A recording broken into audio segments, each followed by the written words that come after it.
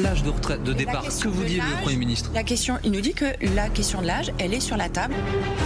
Maintenant, il faut nous écouter, parce que là, on en a gros. Oh là là, qu'est-ce qu'il y a là? Il y a un vent de révolte. Travailler jusqu'à 64 ans, pour moi, c'est pas possible. J'ai commencé à 16 ans, donc... Pas content. Je sens que je vais craquer. Et moi, je sens que je vais devenir fou. Les vraies voix Sud Radio. Et donc l'Assemblée nationale a adopté la suspension des retraites, de la réforme des retraites, une mesure exigée par le PS. Et visiblement, ça divise les parlementaires avec cette question, Philippe. Oui, la réforme des retraites, il faut la suspendre, l'abroger ou la laisser en l'état. Pour le moment, vous dites à 16% qu'il faut la suspendre, à 45% qu'il faut l'abroger et à 39% la laisser en l'état. Alors, on va écouter ce qu'ont dit certains. Boris Vallaud, déjà. C'est pour tous ces hommes et ces femmes qui ont eu des carrières souvent difficiles, une excellente nouvelle et dont nous nous félicitons. C'est le résultat d'un travail acharné, d'un rapport de force jamais démenti, qui nous a conduit à ne jamais perdre de vue les raisons de nous battre, ni celles et ceux pour lesquels nous nous battons. Nous pensons à ces millions de Françaises et de Français qui, par les rues, ont manifesté dans l'indifférence du gouvernement. C'est évidemment une étape, mais c'est une étape importante dont nous sommes aujourd'hui, je crois, fiers. Que vous retrouvez demain matin à 8h15 chez notre ami Jean-Philippe Aquili. Jean-François Aquili, pardon, excusez-moi, à 8h15. On écoute aussi Gabriel Attal. Ce que vient de faire l'Assemblée nationale, c'est tout simplement retirer un morceau de scotch sur un système des retraites qui prend l'eau de toutes parts. La réalité, c'est que ce système des retraites qu'on a en France, il a été construit à une époque où la natalité explosait, où la population active augmentait et où il y avait beaucoup moins de personnes à protéger et beaucoup moins de retraités à qui verser une pension. Aujourd'hui, tout a changé. Et donc ça n'est plus, et c'est notre conviction, les paramètres qu'il faut bouger, c'est le système qu'on doit changer. Sinon, on sera condamné tous les 3 ans, tous les 5 ans, à revenir encore pour une énième réforme des retraites de paramètres. Alors Benoît Perrin, il y a une France qui est ravie et l'autre qui pleure parce que financièrement ça va coûter de l'argent. Alors voilà, j'ai l'impression que c'est la victoire des bonbons contre le brocoli. Pourquoi je vous dis ça? Parce que il y a ceux qui passent leur temps et leur vie politique à proposer des bonbons à tout le monde, c'est-à-dire à faire croire en fait que on peut travailler moins, on peut être payé davantage, enfin bref. Qu'il y a pas de problème, il faut continuer comme ça. Et puis il y en a d'autres qui, je crois, ont un peu de courage politique et qui osent regarder les Français les yeux dans les yeux en leur disant, écoutez, on a un vrai problème en France, c'est que on a un système qui était construit au lendemain de la guerre sur une équation très simple, ce sont les actifs qui financent la retraite des inactifs. Et donc à partir du moment où vous avez moins d'actifs et de plus en plus d'inactifs, donc de retraités, un enfant de CP pourrait comprendre qu'il y a un problème, il y a un moment où ça va poser problème. Et ça pose déjà problème. Donc c'est même pas une question de dogme, d'idéologie, je sais pas quoi. Pour moi, c'est vraiment un sujet de bon sens, c'est même un sujet très simplement de démographie. La démographie française étant ce qu'elle est, il faut absolument jouer sur des paramètres. Et le paramètre le plus efficace pour effectivement faire en sorte que le bateau prenne moins l'eau, parce que c'est pas cette réforme-là qui va résoudre le problème des retraites, c'est le report de l'âge légal qui est aujourd'hui l'outil le plus efficace pour retrouver un semblant d'équilibre budgétaire, sachant qu'il faut quand même le rappeler, on sait qu'on va devoir aller plus loin. Donc quand vous posez la question, est-ce que vous voulez suspendre la réforme, la laisser en l'état ou l'abroger, j'aurais proposé une 4e option qui est aller plus loin. Et je dis pas ça de gaieté de cœur, je dis pas ça, c'est pas par sadisme que je dis qu'il faut qu'on travaille plus. C'est juste que très concrètement, on a aujourd'hui un système de protection sociale d'un pays riche, alors qu'on est un pays riche, on est devenu un pays pauvre parmi les pays riches. Et aujourd'hui, on a un système de protection sociale qui coûte très cher. Alors ça va quand vous gagnez beaucoup d'argent, quand vous avez un chiffre d'affaires important, quand vous avez un PIB important, ça passe. Mais le problème, c'est que depuis 20 ans, il y a peut-être 2 années au cours desquelles on a dépassé les 2% de croissance. Donc aujourd'hui, on voit bien qu'on est en train de s'enfoncer économiquement et que du coup, on n'a plus les moyens de se payer ce système-là. Donc, il y a 2 priorités. La première priorité, c'est de rétablir les comptes compte tenu de notre situation, donc c'est-à-dire encore une fois de faire travailler les Français davantage, et ensuite de créer davantage de richesses, parce que si on arrive à créer davantage de richesses, on pourra maintenir notre système de protection sociale. Et dire le contraire aux Français, c'est un mensonge éhonté, même si je sais que c'est beaucoup plus facile à vendre.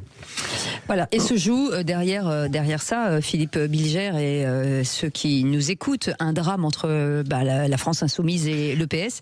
Je vais vous lire le tweet d'Olivier Faure qui dit « Je n'imaginais pas cela imaginable, voir un parti parti de gauche, LFI, votait contre la suspension de la réforme Borne. Au nom du grand soir, il ne faudrait surtout pas accepter une évolution immédiate et positive pour des millions de futurs retraités. Pas une abstention, un vote contre. Vous avez raison, Cécile, avant d'ailleurs, non pas d'aborder le fond du problème, mais je trouve qu'il y a une double victoire politique en quelque sorte. D'abord la méthode aussi improvisée qu'elle ait pu apparaître de Sébastien Lecornu, qui finalement est validée. Également ce que vous venez d'indiquer, le fait que Olivier Faure a choisi de défendre la suspension et donc d'accentuer victorieusement pour l'instant son clivage avec LFI. Par ailleurs, j'ai noté la déclaration du gouverneur de la Banque de France qui allait dans le sens d'une suspension qui devrait être rediscutée, évidemment, lors de la campagne présidentielle.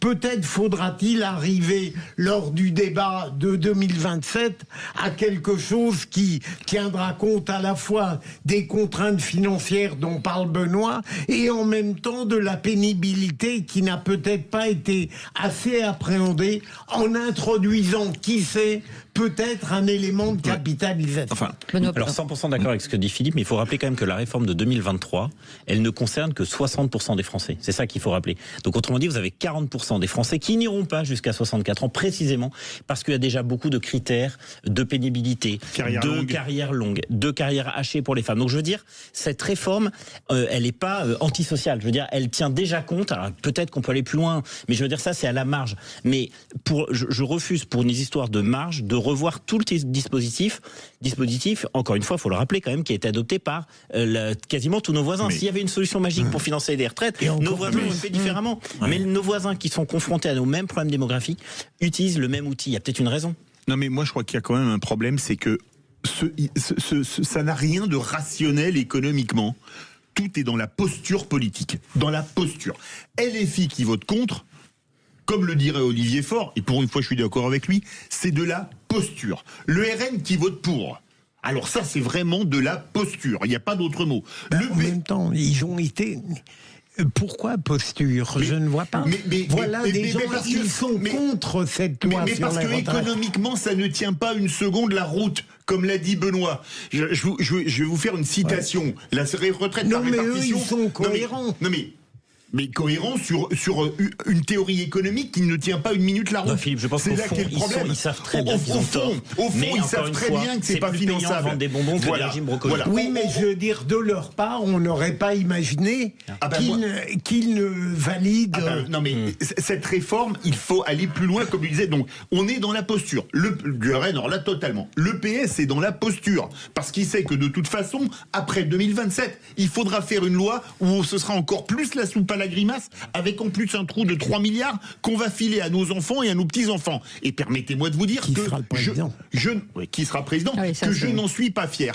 Donc, ce vote du Parlement, de l'Assemblée nationale, c'est la quintessence de l'horreur politique où on ne gère pas. Vous savez, c'était un ministre américain qui avait dit qu'on reconnaît un homme d'État, un homme politique pense à la prochaine élection, un homme d'État pense à la prochaine génération.